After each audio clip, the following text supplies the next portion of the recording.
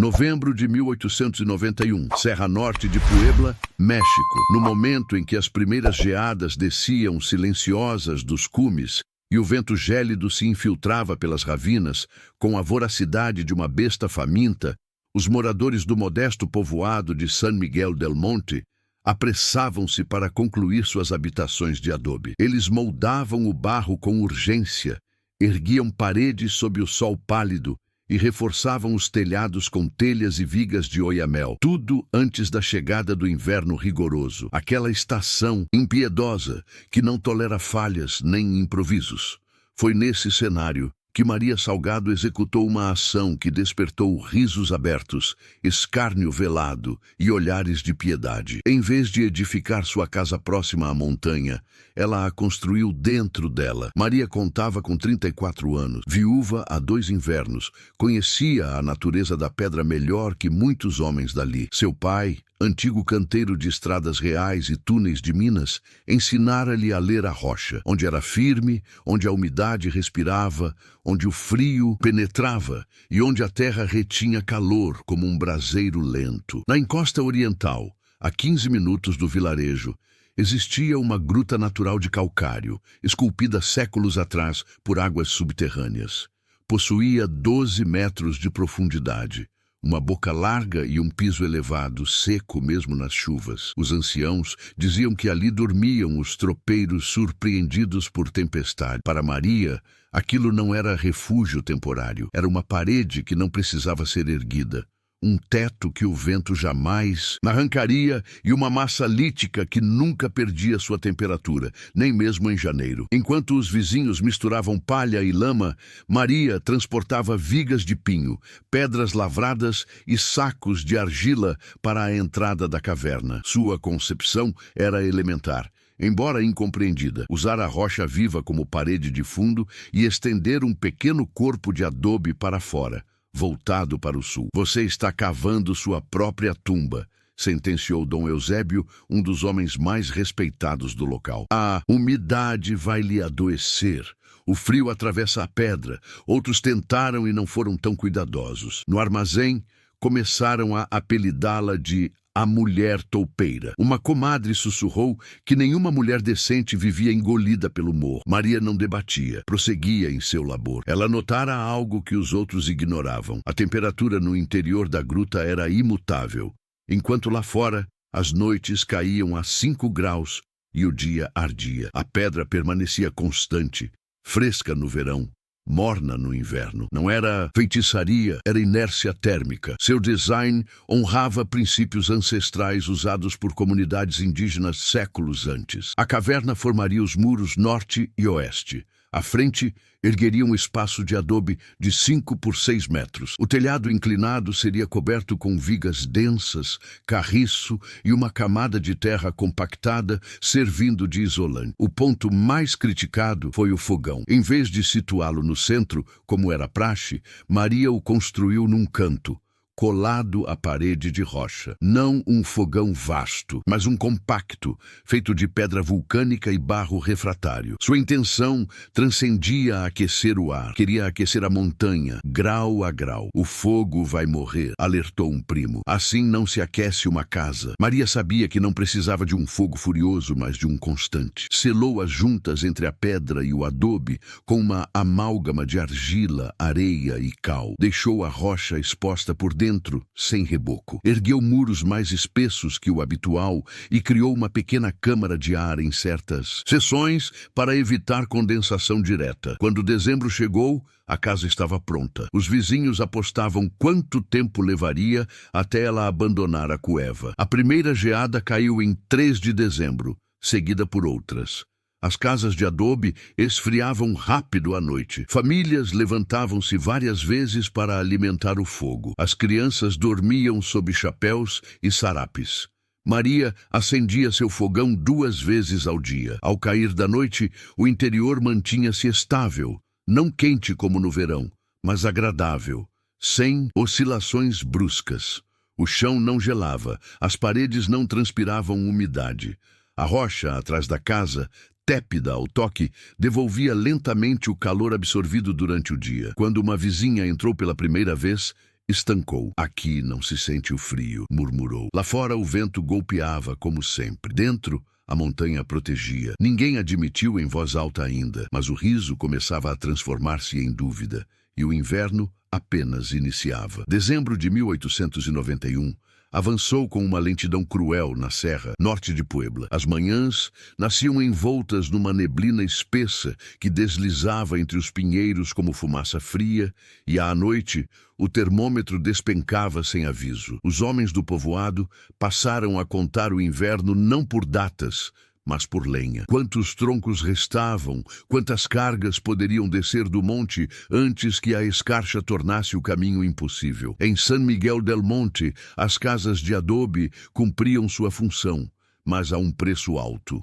Os muros, embora grossos, perdiam calor rapidamente após o anoitecer. As famílias acendiam o fogão ao pôr do sol e o alimentavam sem trégua até a madrugada. Ainda assim, o frio infiltrava-se pelo chão e pelas frestas, obrigando todos a dormir vestidos com rebozos e cobertores até o pescoço. Maria Salgado observava tudo de sua vereda de terra em silêncio. Enquanto os outros subiam o morro a cada 2 ou 3 dias para cortar mais lenha, ela descera apenas uma vez na semana inteira. Sua pequena pilha junto à entrada da caverna parecia insuficiente. Isso não passou despercebido.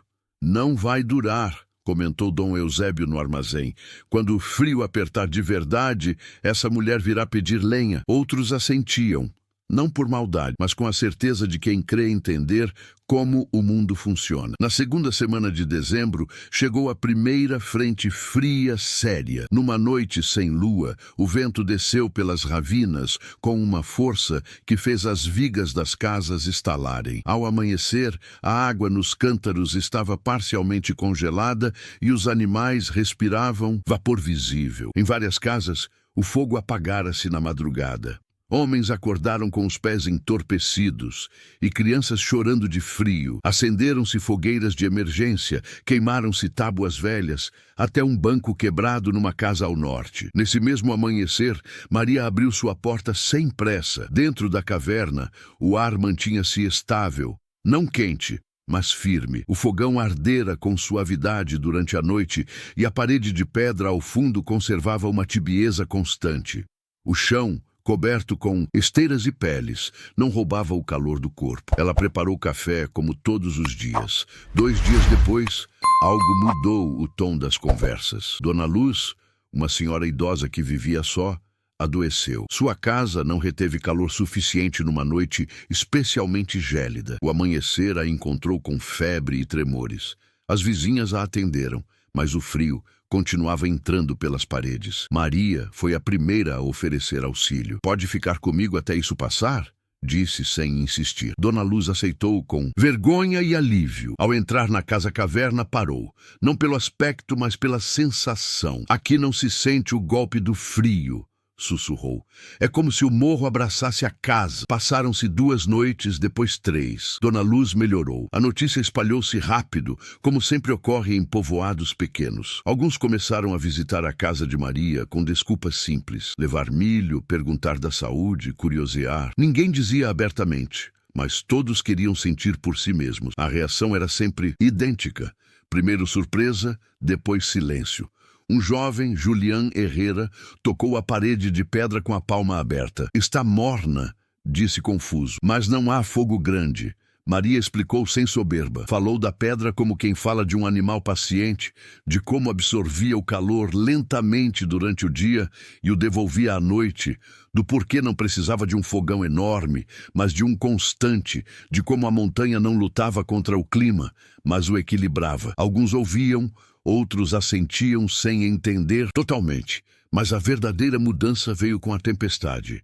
No final de dezembro, uma frente fria desceu do Planalto com violência incomum. Durante 3 dias, o vento soprou sem descanso. A temperatura caiu abaixo do normal, mesmo para a região. A trilha para o vilarejo cobriu-se de gelo. Várias casas amanheceram com novas rachaduras nos muros de adobe. Uma família, a de Dom Mateu, viu-se forçada a abandonar o lar durante a noite, quando o fogão já não bastava para manter o calor. Buscaram refúgio na capela, onde se acenderam fogos coletivos. Maria não saiu de casa. Lá dentro, a temperatura manteve-se quase inalterada. O fogo ardia tranquilo.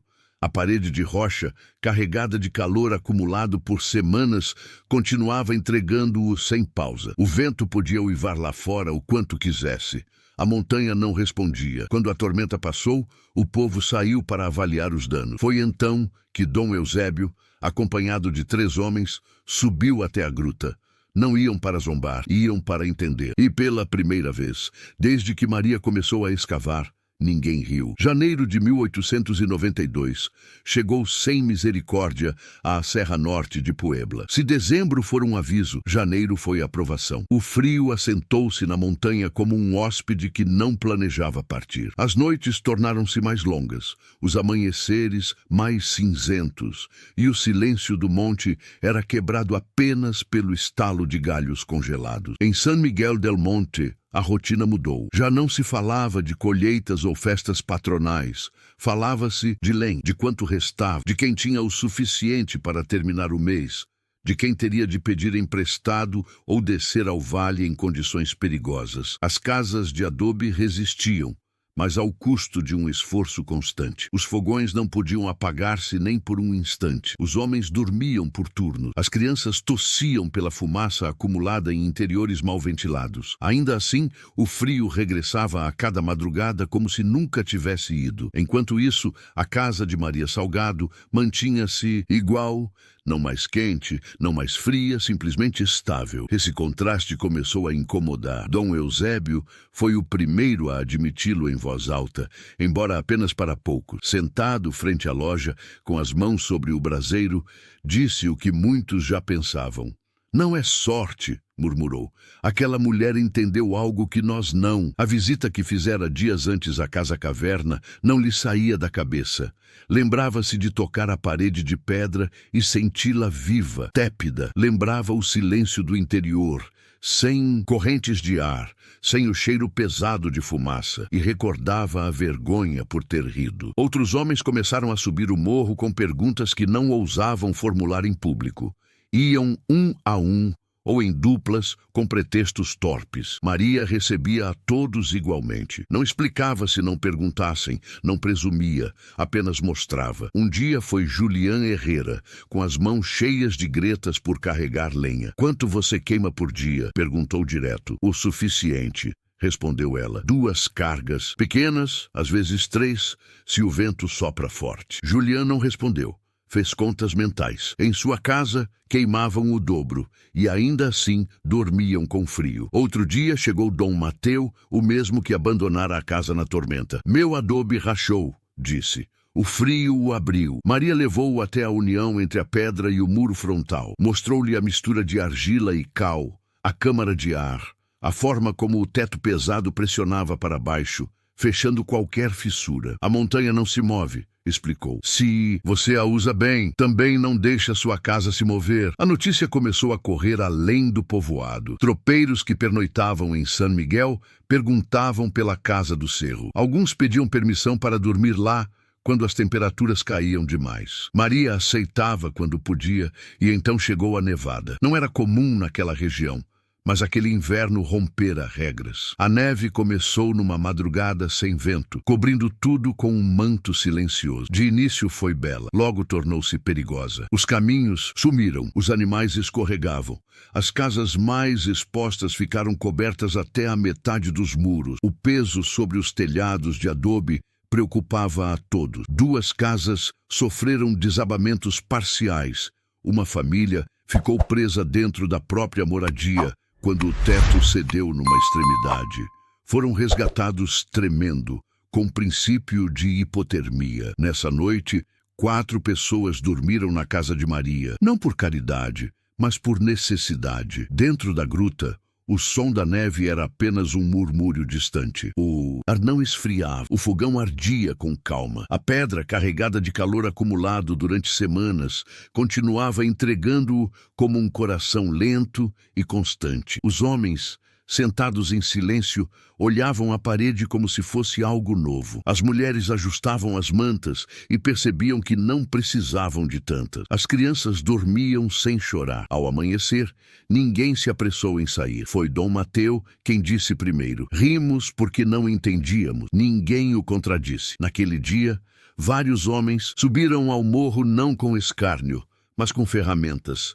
Queriam medir, golpear a rocha, buscar cavidades similares em seus terrenos, perguntar como orientar uma casa, onde pôr o fogão, que mistura usar. Maria não se tornou professora formal, mas ensinou. Explicou que não se tratava de copiar sua casa, mas de entender o princípio, usar a terra como aliada, deixar que a montanha fizesse o que levava séculos fazendo, guardar e soltar calor com paciência. O riso desapareceu. Em seu lugar surgiu algo mais incômodo e poderoso, o reconhecimento de que estiveram errados e o inverno ainda não terminara. A tormenta chegou sem anúncio, como chegam as coisas que não pedem licença. Em meados de fevereiro de 1892, quando muitos já criam que o inverno mostrara o pior, o céu sobre a Serra Norte de Puebla fechou-se de forma distinta. Não era só frio, era pressão. Os animais inquietaram-se. O vento mudou de direção várias vezes no mesmo dia. Os velhos do povoado sentiram nos ossos. Naquela tarde, o ar estava quieto demais. Ao cair da noite, começou a nevar, não como antes. Desta vez, a neve vinha impulsionada por rajadas violentas que desciam do cerro e infiltravam-se por cada fresta. Em poucas horas, a trilha principal desapareceu. As portas ficaram bloqueadas.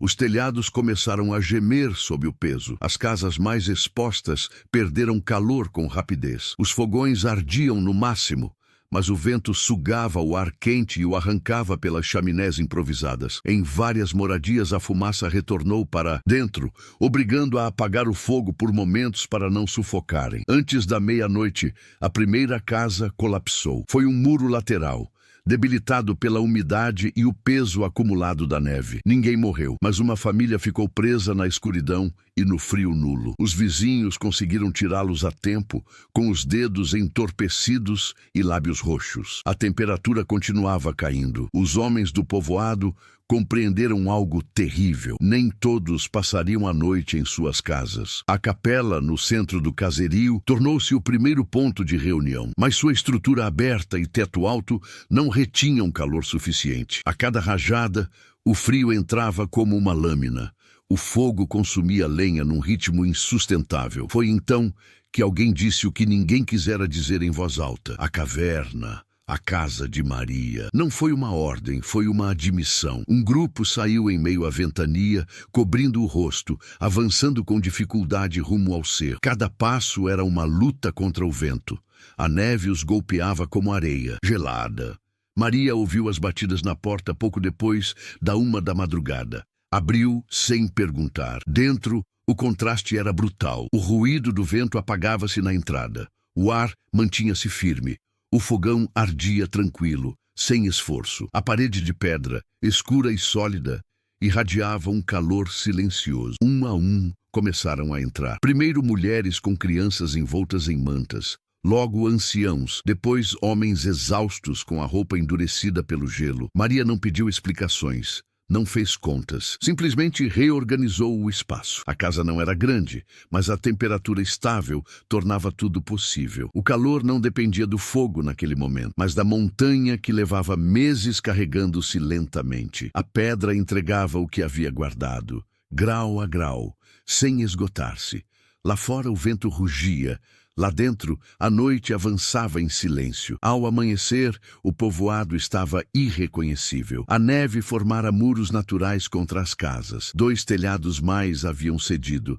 Animais jaziam congelados em currais improvisados. A trilha para o vale era impraticável, mas ninguém morreu naquela noite. Os que passaram a madrugada na casa de Maria saíram um por um com os olhos avermelhados. Não só pelo frio, mas pela compreensão tardia. Dom Eusébio ficou por último. Olhou a parede de pedra por um longo tempo.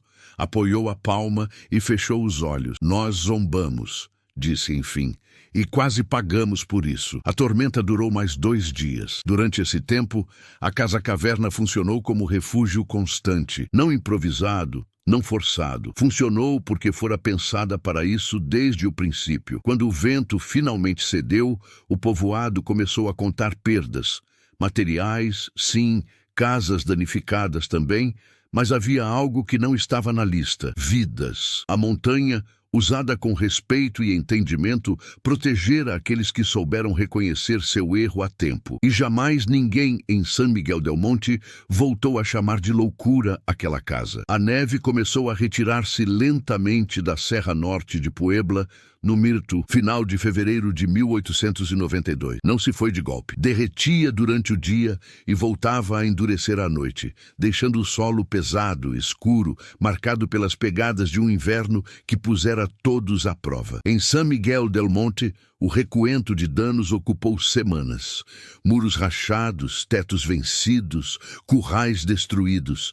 Perdeu-se gado, perdeu-se grão, mas algo ficara intacto, e isso mudou a forma como o povoado encarava seu próprio futuro. A casa de Maria Salgado seguia de pé, não como um milagre, mas como consequência. Os homens começaram a subir ao cerro com uma atitude distinta. Já não iam observar por curiosidade, mas com cordas, picaretas e cadernos improvisados. Queriam medir, queriam aprender, queriam repetir, ainda que parcialmente, o que tinham visto funcionar quando tudo mais falhou. Maria não se tornou autoridade oficial, mas sua palavra começou a pesar. Explicou que nem todas as casas deviam ser cavernas, nem todas as famílias viver dentro de um cerro. O princípio era mais amplo: trabalhar com a terra, não contra ela. Alguns começaram a reforçar suas casas existentes, adoçando-as a taludes naturais. Outros escavaram parcialmente para criar muros traseiros de terra e pedra. Um par de famílias construiu novos fogões menores, melhor localizados, desenhados para aquecer massa, não apenas ar. A mudança foi gradual, mas visível. Nesse mesmo ano, quando chegou o inverno seguinte, o consumo de lenha no povoado foi menor. As noites foram menos agitadas. Ninguém voltou a dormir, por turnos, alimentando o fogo. Ninguém queimou móveis por desespero. A história da tormenta foi contada muitas vezes. De início com vergonha, depois com respeito, finalmente com uma clareza incômoda. Haviam rido do que não entendiam. Um professor rural chegado do vale meses depois anotou o caso em seu diário. Anos mais tarde, mencionaria numa carta que em San Miguel del Monte existia uma casa que usava a montanha como se fosse um fogão lento. O comentário ficou lá, perdido entre outros, mas a ideia lançara raízes.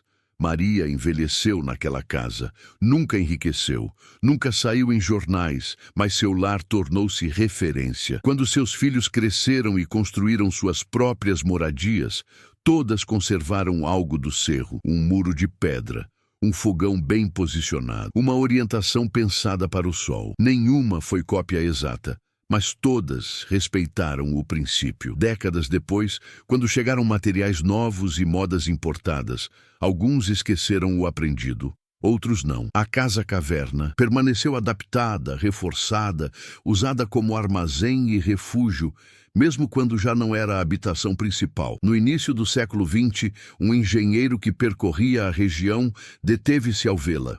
Tomou notas, mediu temperaturas, falou de massa térmica, de inércia, de equilíbrio energético. Usou palavras novas para descrever algo antigo. Chamou aquilo de inovação. Maria teria chamado de senso comum. A verdadeira lição não foi apenas arquitetônica, foi cultural. Durante anos, o povoado assumira que o correto vinha de fora, que as soluções válidas eram as que pareciam modernas ou respeitáveis. A montanha ensinou-lhes o contrário. Mostrou-lhes que o conhecimento nem sempre grita. Às vezes permanece quieto durante séculos, esperando que alguém pare de rir e comece a escutar. A casa na caverna não salvou o povoado por ser estranha, mas porque estava em harmonia com seu entorno, porque não lutou contra o clima, porque aceitou limites e os converteu em aliados. Quando os velhos do lugar falavam daquele inverno, Já não mencionavam o frio primeiro, mencionavam a noite em que entenderam. E cada vez que alguém duvidava de uma ideia nova, só por parecer rara, alguém mais respondia: "Lembra da casa do cerro?" E ninguém voltava a rir.